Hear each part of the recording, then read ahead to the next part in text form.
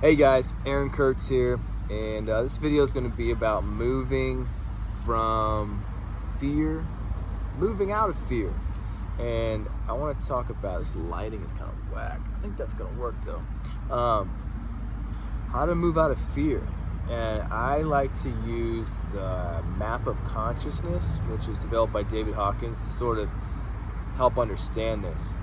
For those of you with OCD and anxiety, this is my history, probably stuck in fear. I'm going to explain why that is and how we can move out of fear. So, in the map of consciousness, fear is at a certain level where right above it is desire. Okay? Desire, and then above desire is anger. So, what I found is that a lot of times what keeps you stuck in fear is not only this self-image we have of ourselves being a certain way, but what keeps this self-image of yourself being a certain way are beliefs about yourself, how you should be. I use the word should because should represents fear. If you feel like you're shoulding yourself a lot, that is the fear of what others may think about you, the fear of what could happen to you. You're living in this sort of victimhood, okay? So when you desire and you wish and you want more or a better life or a better aspect of what you're dealing with, that desire then leads you to action. Action to stand up for yourself and to get what you want, and whatever injustice you're feeling, to overcome it. And that's anger. So fear is this sort of victimhood. I'm reacting to life and what this is doing to me in fear, versus this desire and then anger of like action and saying, I have a role in this, I can overcome this myself, I can do something about this using your will. Okay, and that leads to the next step above, which is pride. But we're going to talk about this aspect here, moving from fear, desire to anger. So a lot of times what I found, people with OCD and anxiety, and it's not just people with OCD, but it's this belief. You see this in religion a lot, although this is not a religious problem per se, but it's just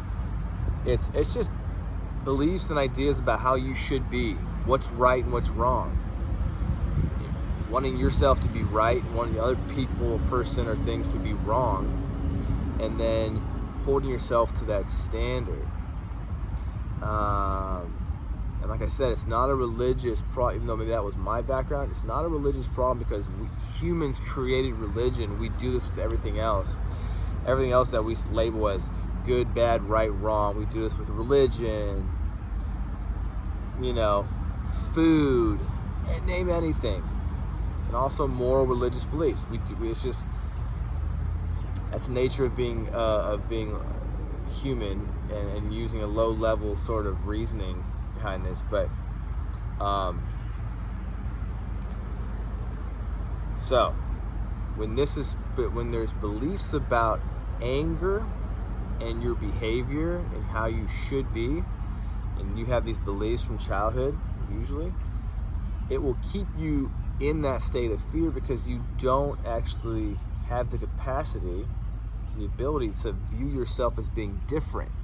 Okay, when I was stuck in so much fear of OCD, I was blocked from moving up because yes, I desired something better for my life, but I was blocked. I was trying to be more accepting, I was trying to be more loving, trying to be more this and this to other people.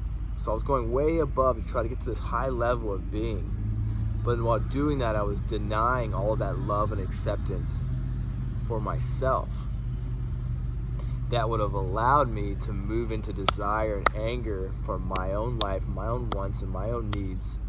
You see what I'm saying there? So when there is a displacement of your needs and wants for the other person or the role or the thing outside of you, that is where you get blocked. And this is where it's a reconnection with something a little more primal. You hear people talk about the shadow work, getting back to more of a primal nature. This is where you're getting what just comes back to that very evolutionary survival thing of what do you want and where are you going to get it, and what's blocking you. And a lot of times what's blocking us is these beliefs that we took on.